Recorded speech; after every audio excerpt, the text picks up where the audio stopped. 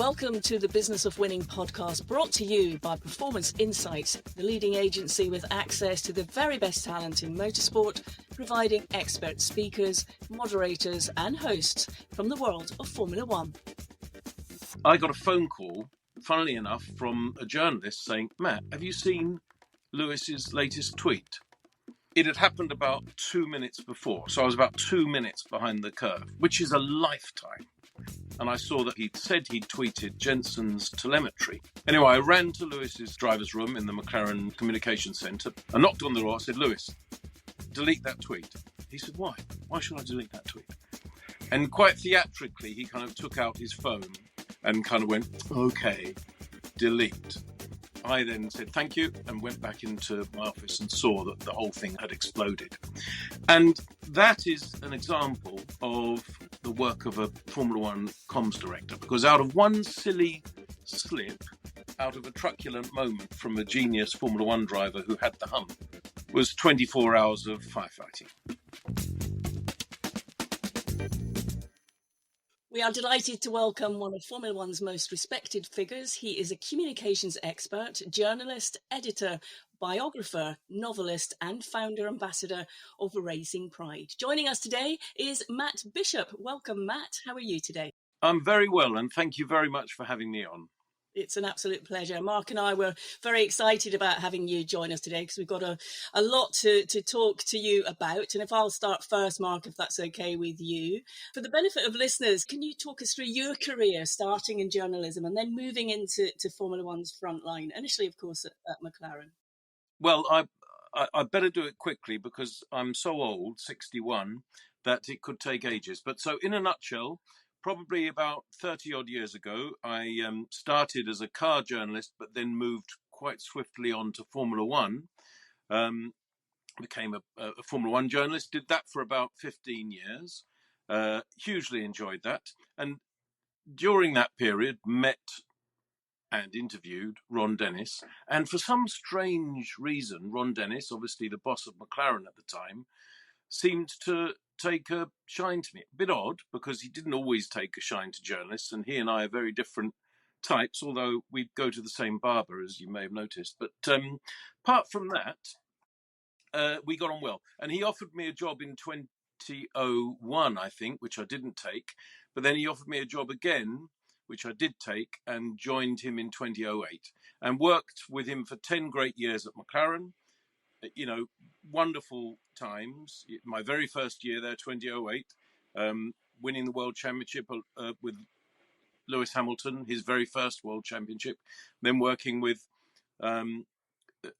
Jenson Button, Fernando Alonso when he came back, not the first time at McLaren, which wasn't easy, but I wasn't there for that, but when he came back, and other great, nice, fun, often overlooked McLaren drivers, Kevin Magnussen, Stoffel Van Dorn, Checo Perez, Heikki Kovalainen. And then I left McLaren and was one of the founders with David Coulthard, obviously an ex-McLaren driver himself, of W Series, which didn't thrive, but was successful for a couple of seasons. And I think although it hasn't managed to survive, I think without it, things like the Formula One Academy, which is so important now and is thriving now, might not have happened. So I see W Series as the Sony Betamax and F1 Academy as VHS, if that makes any sense. And then I was invited by Lawrence Stroll to be part of the management team that helped him take Aston Martin back into Formula One, because it had been in Formula One in 1959 and 1960. And it returned in 2021, and I spent 2 great years there. And I say great because I worked with Sebastian Vettel. I mean, I enjoyed lots of other parts of it, but the absolute highlight was working with Sebastian Vettel, doing award-winning work, I have to say. Well, I don't have to say, but I have just said, around diversity, equity, inclusion, and so on. And I did that alongside being, as you've said, a founder ambassador of Racing Pride, which represents and furthers the interests and rights of LGBTQ plus people in motorsport globally. I'm very proud of Racing Pride. And then after that, just over the last year, because I did only 2 years at Aston Martin. So over the past year, I've founded my own agency, which is Diagonal Comms, and we've been going just less than a year, 9 months, but very exciting to be doing, I suppose, my own thing with a small group of great people. We have some lovely clients: British Touring Car Championship, ProDrive, Alaman Racing, Acertec, Aventar, Trevor Carlin, Pat Hoytson, Roder. Some of them you'll not have heard about because we've only just taken them on, and so hopefully you will hear about them quite soon when I've got my skates on. Well, that's a fantastic nutshell. There's so much there that we do want to talk a bit more about, but we'll do that just in a few minutes. But let me go back to Ron Dennis. And we all know, we've all read and seen and saw how Ron ran McLaren. And even people at McLaren today still say, we still loved working for Ron. He was great. What's the biggest thing you take away from being involved with him and seeing how he works that you've brought with you into the career that you've developed since? I wouldn't try to emulate Ron Dennis. I mean, Ron Dennis, I'm going to say, even if he's listening, which he won't be, crazy genius. And I would say that to him because he can be crazy and he can be maddening because he's so exacting and he has such high standards and he is an eccentric, a great British eccentric. But the other word I used was genius, and he actually is a genius. And even now, he's still won more Grand Prix as a team principal than anyone, more than Enzo Ferrari, more than Colin Chapman at Lotus. Probably coming up the stand side fast have been Toto Wolff at Mercedes and Christian Horner at Red Bull. But as far as I understand it, Ron Dennis's 153 Grand Prix wins out of the 180 odd that McLaren have won is still the record. And, he was and is a genius and very loyal. And you really knew who the boss was. And I think, some people they used to say to me, Ron Dennis is a bit weird, isn't he? And he's the way he speaks, Ron speak, all that kind of thing. Is he really, is he the full ticket? And I used to say, if he's not the full ticket, explain McLaren, which in his time was an absolute powerhouse of racing success. And he built a cathedral to racing glory, which is the McLaren Technology Centre. And really, a lot of the success of McLaren that still pertains is built on the foundations that Ron built. Yeah, I think that's it in a nutshell. You knew who the boss was. Yeah, absolutely. And, he created an empire. Now, I've worked for him and with him very closely, and I enjoyed it. But, he was an inspirational person to work with and for. In terms of lessons, I'm not running a Formula One team. I'm running a small boutique comms agency in motorsport and motoring, automotive. And, I think the only lesson I'd say is just to do everything right and to do everything with an extraordinary amount of attention to detail, which sometimes maddens your colleagues. Whether it can be, I'm sorry, that shouldn't be a semicolon in that press release. That should be a colon. Or whether it should be, why is that wire visible? And both of those things are attention to detail, and Ron would get both. Matt, let's talk for a moment about your professional role in Formula One in terms of communications, because as you and I both know, as we all know, Formula One has grown enormously in recent years.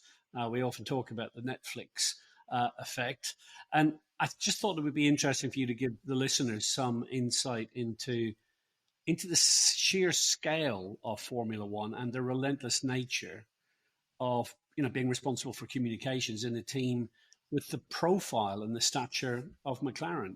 How big a task that is. It's a good question because the task for a comms director in Formula One is colossal and never ending. And I say never ending because, I mean, when I started off in Formula One as a journalist, I'm going back 30 years, it was, obviously there was no such thing as the internet. There was no such thing as social media. And therefore, Formula One was reported and commented upon and analysed on television, radio, newspapers, magazines. And that was it. And the response time was correspondingly pretty slow. If something happened, you used to think, I wonder what the newspapers will say about that tomorrow. Can you imagine explaining that to a teenager now? And we're talking about crises. I wonder what the newspapers will say about that tomorrow. So that's the first thing that's changed massively, because it's not minutes, but it's seconds that an error or a triumph or a misunderstanding or a gaffe is piled upon on social media. And you have to be aware of it. And also, of course, it's international. It's global. So it's across all time zones. There is no bedtime for a comms director in Formula One. You can get a phone call at 3 a.m. There is no putting your phone on silent, because you have to wake up and take that call. Because it might be something that's happened in Japan, or it might be something that's happened on the west coast of America. And you kipping in London, sleeping in London, is not the answer to that. And, I'll give you just one little anecdote, which was at Spa, when Jenson Button and Lewis Hamilton were teammates at McLaren, and I was working with both of them.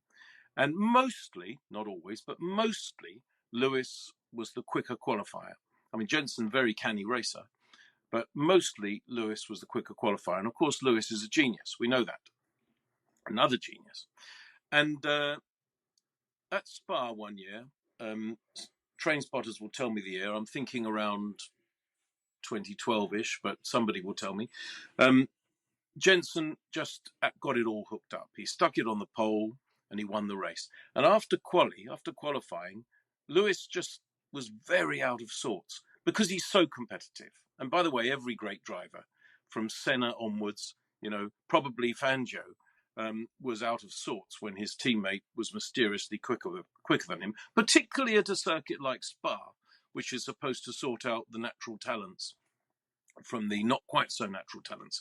But Jenson got it all hooked up. And famously, Lewis responded in a not brilliant way. I got a phone call, funnily enough, from a journalist saying, Matt, have you seen Lewis's latest tweet? Now, it had happened about 2 minutes before. So I was about 2 minutes behind the curve, which is a lifetime. But you can't sit and stare at Lewis's Twitter feed 24/7. I missed it by 2 minutes. And I then looked at it and I saw that he had tweeted, or he'd said he'd tweeted Jenson's telemetry to prove that actually he hadn't been outdriven, but there were aspects of of Jenson's setup that had benefited him and therefore allowed him to have a pole position quicker than Lewis. Anyway, I ran to Lewis's driver's room in the McLaren communication centre, aka what we used to call motorhome. I knocked on the door. I said, Lewis, delete that tweet. He said, why? Why should I delete that tweet? I said, thinking quickly, well, first of all, it includes McLaren IP, so you're actually in breach of contract by tweeting it. But secondly, you'll cause a massive, massive, massive amount of grief. You already have, and even deleting it now, somebody will have screen grabbed it, but get on with it.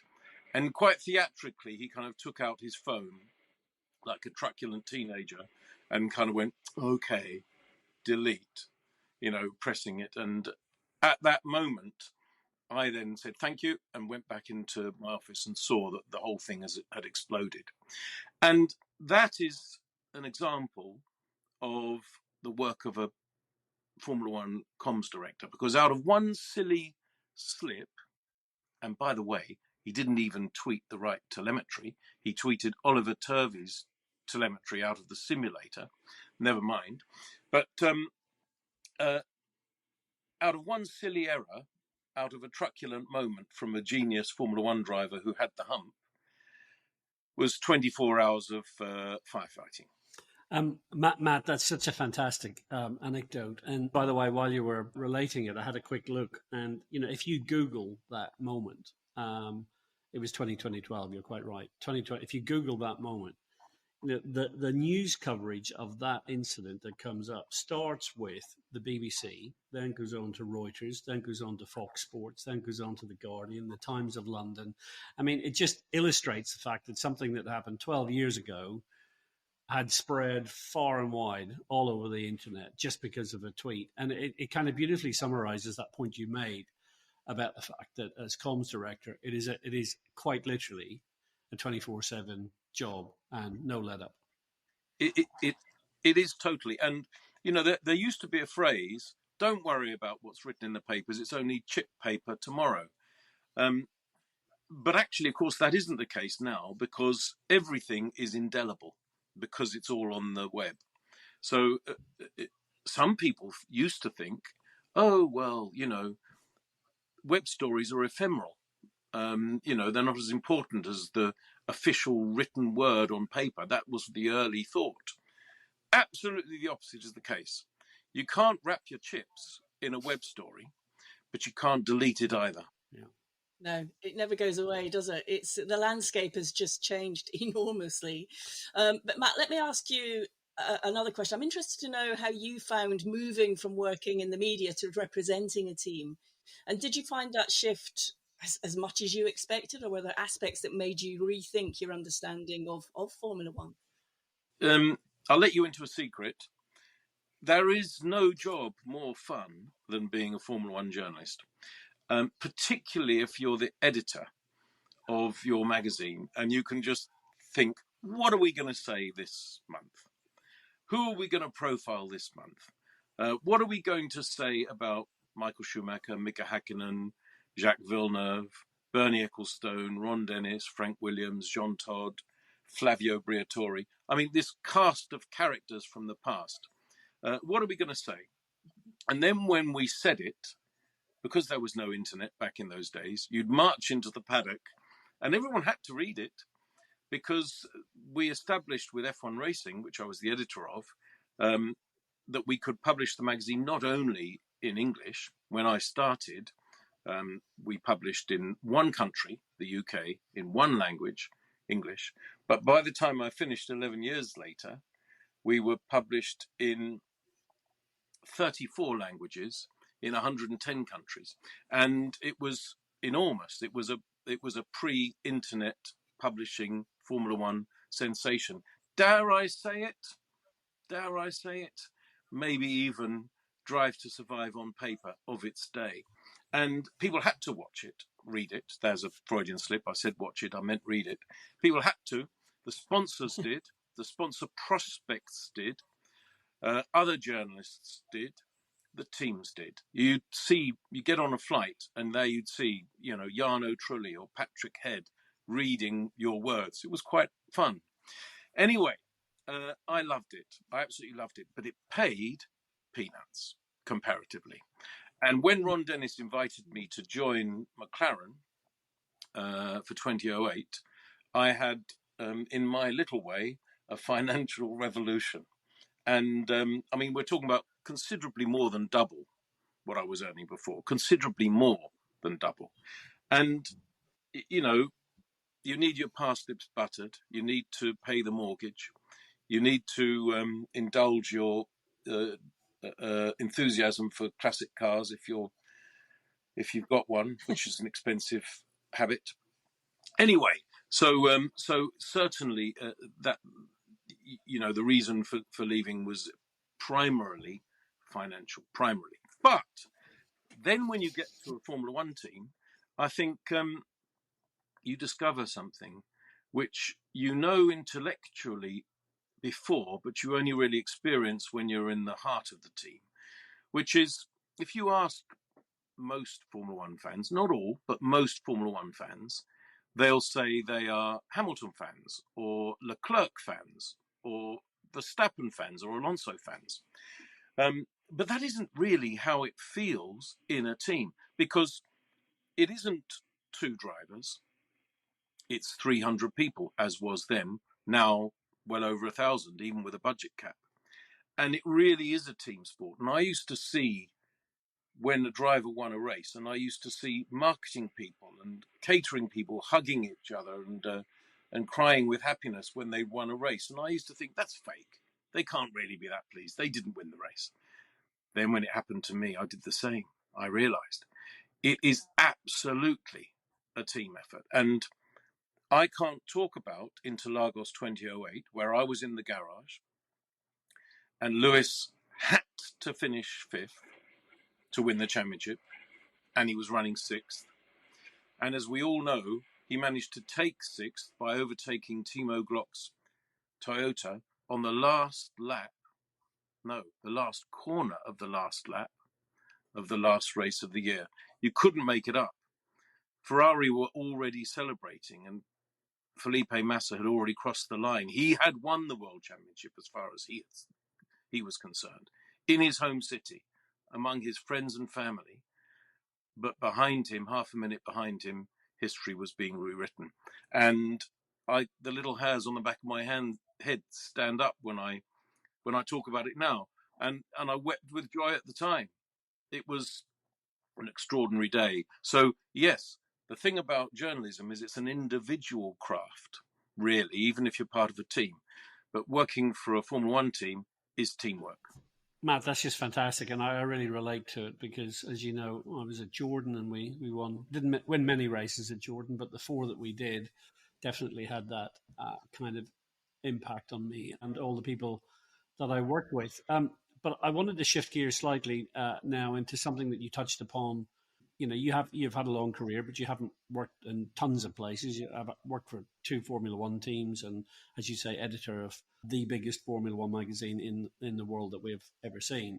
But you touched importantly on W Series, and I really wanted to ask you a little bit more about that, because one of the things about W Series is that it seems to have spurred the industry on towards diversity, equity, and inclusion. And actually, when you look at the Formula One Academy today, which is run by Susie Wolf, I kind of feel like you're seeing the next evolution in terms of gender diversity within racing. So I just thought it would be really interesting to hear what your experience was in terms of trying to promote, you know, in this case, specifically women, you know, gender diversity in racing. And how do you think that's going to play out now in the years ahead? Are you optimistic about the future in terms of that? It's a very good question because, you know, Formula One has always been open to men and women. But in the 74 years that Formula One has been a world championship, there's been knocking 1,000 men and only 2 women who have actually started a championship Formula One race. I'm not talking about minor non-championship Formula One races, but actual Grand Prix. There have only been 2, Maria Teresa De Filippis in 1958 and Lella Lombardi, who last raced in 1976. That's a long time ago, isn't it? So things aren't getting better, they're getting worse. You know, the last one was 1976. Now, why is that? We don't yet 100% know. Some people think that there are physical differences in terms of strength, power between the sexes, which are mission critical in racing a car. We know they're mission critical in some sports. You know, Serena Williams is one of the greatest tennis players there has ever been. But don't ask her to play singles against Rafa Nadal. We know that wouldn't work. That's why that sport and most sports are segregated by sex. But Formula One isn't, and we don't yet know whether or not the differences in strength and power that make tennis incompatible as a pan sex sport would also make Formula One. We don't yet know that. That exercise hasn't been done. So what we decided to do with W Series was be innovative and provocative by actually creating a free-to-enter series which would drive more women into the funnel and give them more experience that they weren't having. And the reason they weren't having it is that if you had, let's say, a teenage karter and you had two, say you were a wealthy-ish mum or dad, and you had two kids, one boy, one girl, and they were both going karting and they were both equally good. But then you got to Formula 4 and you realized, I can't really afford both. What you ended up doing was saying to your girl, listen, I think we're going to have to stop funding you, but don't worry, I'll buy you a pony and you can go show jumping, because if you can see it, you can be it. And there are women who are very successful show jumpers, so I'll buy you a pony, you go and do that. But you couldn't see it and believe in the efficacy of your investment to continue with your girl, whereas you could with your boy. Because with your boy, you could say, if he's as good as I think he is, and if he's as good as the guy who runs the Formula 4 team that wants me to pay for his drive says he is, then he could be the next Lewis Hamilton, or the next Lando Norris, or the next Max Verstappen, or the next Charles Leclerc. And he'll be raking it in. So I don't mind spending a few $100,000 or maybe a few million if I've got it, because he'll be on 10 million a year, or 12 or 14 or 16. So if you can see it, you can be it. So there was this glass ceiling that was stopping the development of girls at about the Formula 4, Formula 3 level. So we launched W Series with Formula Regional Formula 3 cars at exactly that level where the glass ceiling had prevented or stopped or arrested that development.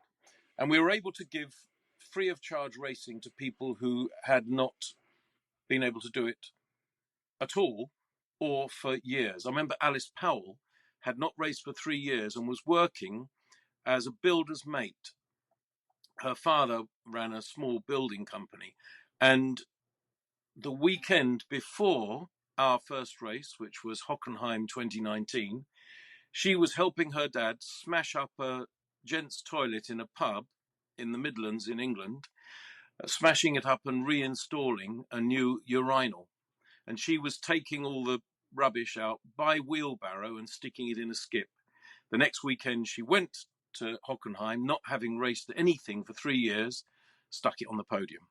I mean, that's as exciting in some ways as Interlagos 2008. And I think we were innovative, and I think we did do some great things, and we woke people up to the fact that more had to be done and should be done and hadn't been done. And yes, it didn't succeed financially, but as I say, I think people would not now be doing the very valuable things they are doing, like the Formula One Academy with Susie Wolff and so on, had it not been for the eye-opening role played by W Series in 2019 particularly. And I personally would be absolutely thrilled if a woman could race in Formula One. And I'd be absolutely over the moon if a woman could win a race in Formula One. I mean, I'm not saying it'll happen, and I'm not saying that if it does happen, it'll be soon, because that woman will probably be 14 now and has to learn and gain experience. But let me just give you a little fantasy.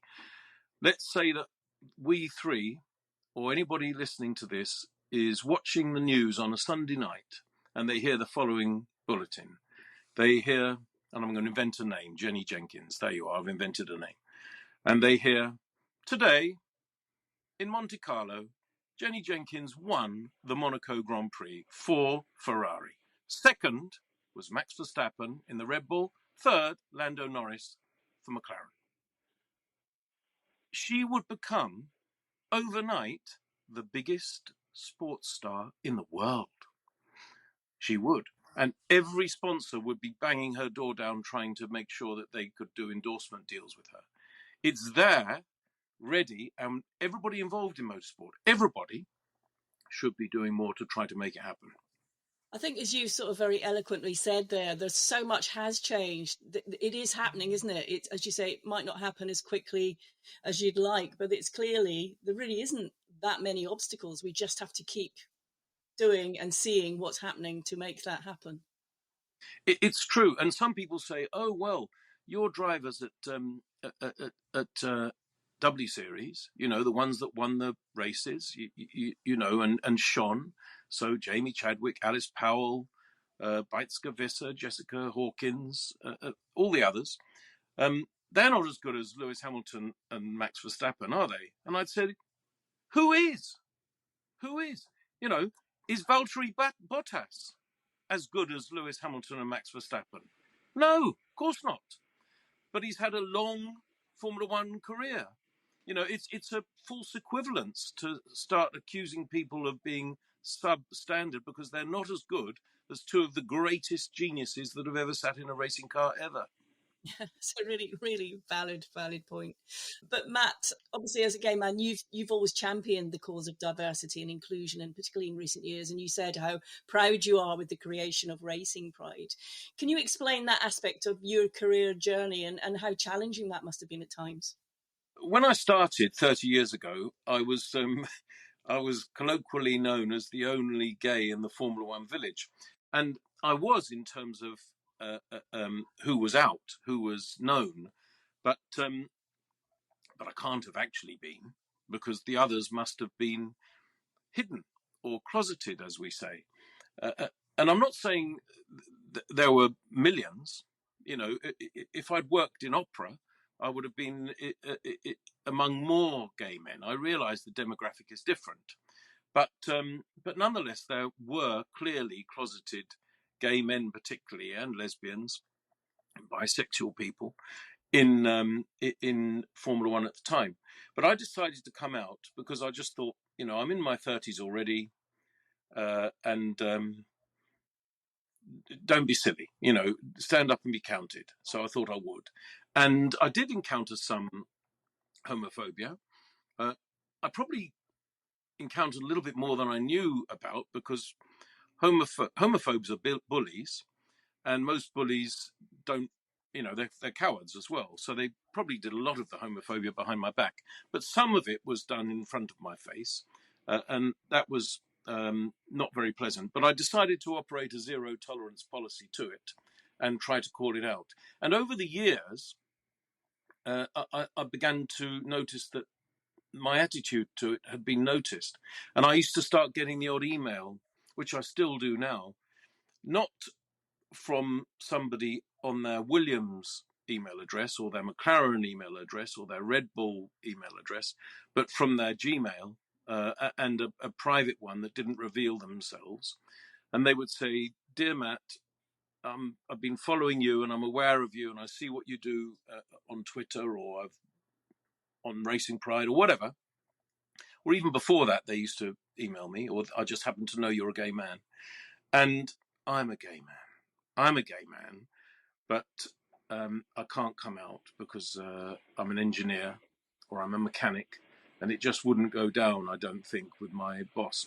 And when I began to, you know, obviously respond and try and help in whatever way I could, even if it was just offering an ear, offering to a listening ear. But when Richard Morris, the young racing driver, came to me and said, "Shall we start a thing called Racing Pride?" I said, "Yes, I think this is a good idea." And I helped him. He's been the driving force behind it and he runs it now. But I helped him and I was a founding ambassador of it. And I still get those emails. And by the way, now, you know what they say? They say, "I am an engineer. I am 47. I have worked for Williams or McLaren or Red Bull for 20 years. I am out everywhere.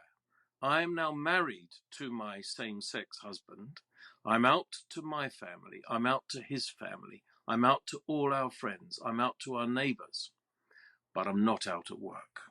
It's the only place, because I feel that I can't come out. It might not be accepted because I'm a truckie or because I'm a mechanic. And I never say you must come out. All I say is, well, let's talk. And if you do feel able to come out, maybe I can help you with some tricks of the trade. And it might even be nice, and it might even be that you're wrong, that they might accept you. And when that's happened, it's been very lovely. And sometimes the colleagues have said, we don't care at all, mate. We just know you're a very good truckie or a very good mechanic. And we slightly suspected anyway. But we don't care, mate. We're pleased. So we do that. But also, one of the things we do is therefore go into the teams. And Racing Pride has formal relationships with Aston Martin. That one was quite easy to forge because I was working for both organisations. So Aston Martin was the first, but also Alpine and Red Bull, and Mercedes, and we've done work as well with Williams. So that's half the grid. And one of the things we do is we go in and we run symposia or workshops or give little lectures with line managers and HR people. And one of the things we say is, you will have LGBTQ plus people. Some of them will be known and some of them will be closeted. So here are some things that you ought to do to make your company more welcoming and more DEI, diversity, equity, and inclusion positive. And by the way, why should you do it? You should do it because it's the right thing to do. But there's another reason. And everybody knows that there is no organisation more competitive than a Formula One team. So this next bit resonates. You should do it because it's right, but you should do it for this reason too, which is if your workers are unhappy, they will not be able to deliver of their best work. So if you have a mechanic that is constantly his tummy in knots because he's out to everybody in his life, except he has to live this double life at McLaren or Williams or Red Bull or wherever. Or if you have an aerodynamicist who, instead of trying to find points of downforce for an hour of his day, his mind is wandering, or he's calling friends to look for assistance or moral support, then what you're finding is that you're going to produce less good work. And ultimately, you're going to have a car that is going to be not quite as fast or not quite as reliable as it could be. In other words, having a robust, powerful, and successful LGBTQ plus policy is worth lap time. It makes your car go faster. And when you say that to even quite conservative, kind of dyed-in-the-wool Formula One people who've been in the sport for a long, long time, they say, right, okay, I get that. Right, let's have one. It might make the car go faster.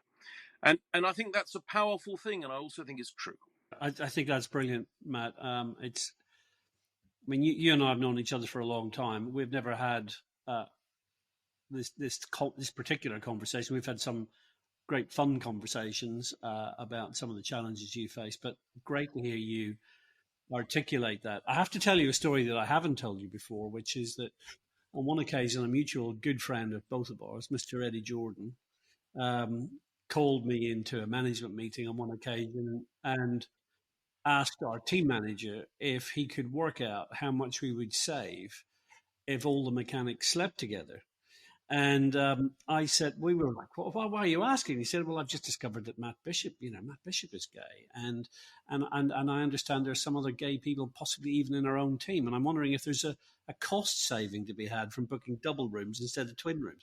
And I thought it was brilliant because it summed Eddie up, both in terms of his financial tightness, but also the fact that he genuinely couldn't have cared less, what the sexual orientation of anyone was within our team. But I love the fact that you, through the Racing Pride organization, are bringing something really meaningful for leadership teams in Formula One to think about. And we all know that diversity in a team is a great strength. But when you put it in the way that you have, which is, people could be tied up in knots because they're afraid to come out at work, well, of course, it impacts on performance. So it's just a fantastic thing to hear about. We're gonna shift topic very slightly, Matt, because I want to just move on to talking about these complete geniuses, these superstars that you have had the pleasure of working with. I'm talking about the drivers: Lewis Hamilton, Fernando Alonso, Sebastian Vettel. And you've worked hand in glove with these guys, often in very stressful, difficult situations. I wondered what can people, particularly people in business, learn about high performers like that? Is there a common thread that runs through those high performers, or are they all doing it a little bit differently? I think they're all different people, and I've worked with 4 world champions, so Lewis Hamilton, Fernando Alonso, Sebastian Vettel, Jenson Button. I'm very lucky to have done that, and they're all very different.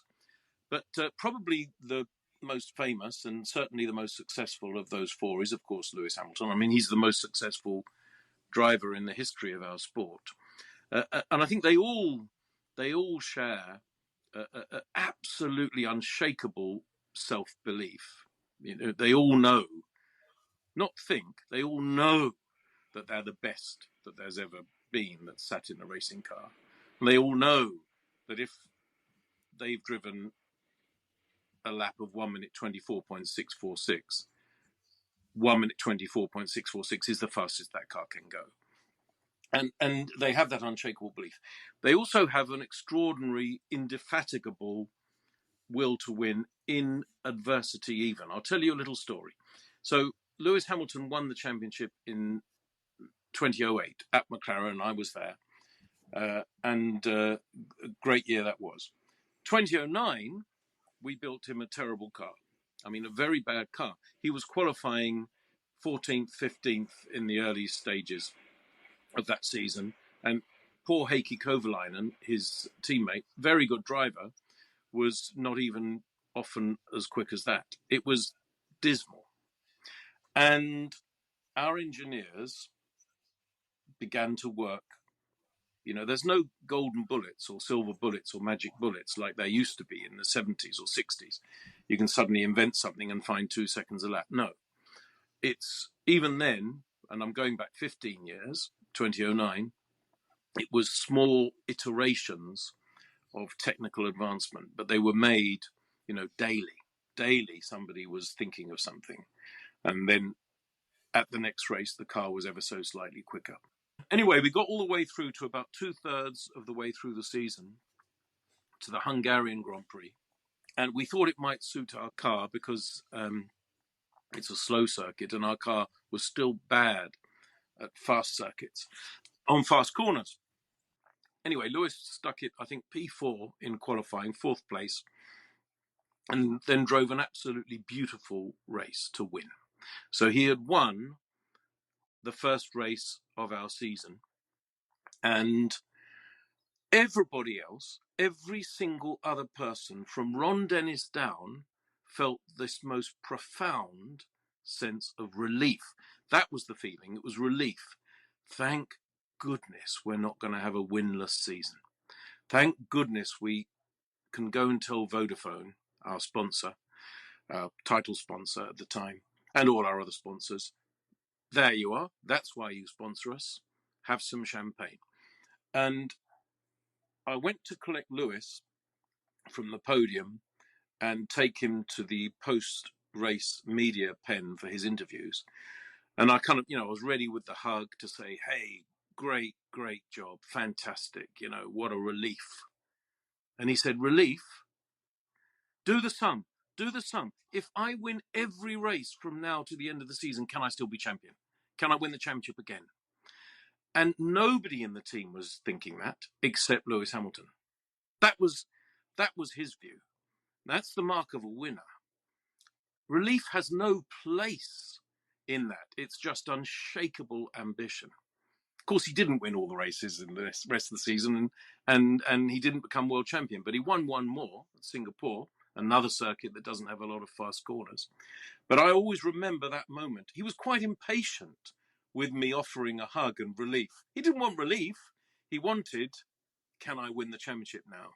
Matt, you've given me a perfect opportunity to segue into what is really our final question, because in the middle of this toxic ocean in terms of social media, you have created this little oasis of I may say fascination and pleasantness, which is you have a very popular social media feed um, using the hashtag on this day on Twitter. And I was just interested to finish off by asking you, what do you enjoy? What is it about the sport's history that you particularly enjoy? And is there an era that you have a tendency to go to and say, that was the best era of Formula One? I think, the age 16 is a very important age. If you think back, and anybody who's listening to this, do this exercise. Do the sum and work out the year you were 16. And then the things that you're interested in, whether it's sport, might be Formula One, might be football, might be baseball, might be cricket, might be whatever, ice hockey, depends where you live in the world, and music, and movies, and TV programs. The things that happened and the people that were successful when you were 16 are still heroes. They still are. This is, by the way, why classic cars are popular. And this is why classic cars become more popular as the years roll by, because rich 65-year-olds want to buy E-Type Jags. Why? Because they loved them when they were 16. That's why. So all of that's the case. So I was 16 in 1978.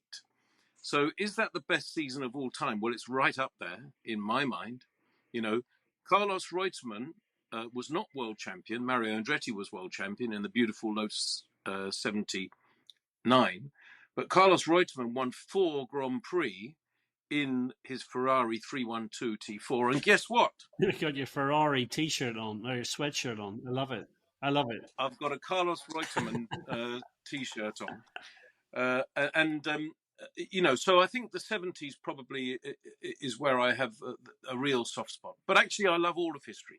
And when I left McLaren and took a bit of a sabbatical from work in general, well, I did do work because I wrote a novel. I wrote a novel from all the way through the autumn of 2017, which is when I stopped working for McLaren, and nothing to do with motor racing. The Boy Made the Difference, if you're interested. All proceeds go to charity, available via Amazon on paperback and Kindle. But anyway, all proceeds go to charity. So there you are. The charity I set up in my mother's honour, because she died of cancer 11 years ago. Anyway, so I enjoyed writing that novel and was very chuffed when it was published. But I decided to keep myself vaguely visible in Formula One by inaugurating this thing called #OnThisDay, and I did a tweets daily. So first thing in the morning, I do anything between 2 and 6 tweets that on this day such and such happened. For instance, and sometimes it's obvious stuff. Sometimes it's on this day Ayrton Senna won the Monaco Grand Prix, and in some ways those tweets do well because there's lots of Senna fans, but they're not the most interesting. The ones I find most interesting is when I dig out something seriously arcane. And I've had some lovely experiences. So on this day, and I'll invent a name again, on this day in 1957 at Aintree, Johnny Jenkins started his only Grand Prix, and he qualified 14th and failed to finish, brackets, Magneto, because that's what failed on the car. That dates it, doesn't it? Anyway, so not that many people retweet it or like it because it is a bit arcane. But sometimes, and this has happened, sometimes a couple of days later, I'll get a tweet from a new account that's just been, you can see on each account, it says when it was inaugurated, and it's been inaugurated that month. And they tweet me and they say, could you please, I followed you, could you please send me a DM? I'd like to ask you something. Direct message. So I then send them a direct message. I say, yes, go ahead. And they say, I saw your tweet about my grandfather, long dead. And I printed it out, your tweet, and I took it to the old folks' home in which my mum lives. And I showed her the tweet, and she wept.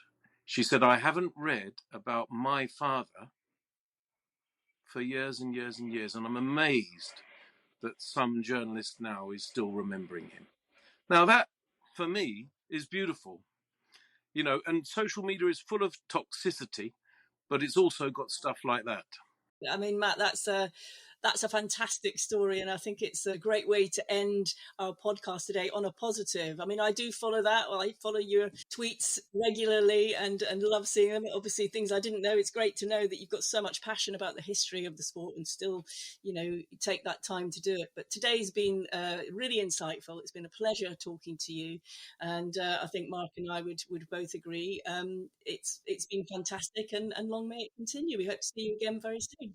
Thank you so much. I've enjoyed it, and I'm privileged to have been invited.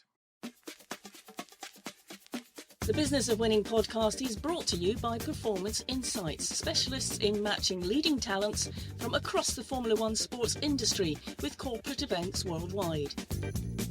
Visit www.performanceinsights.co.uk for more details.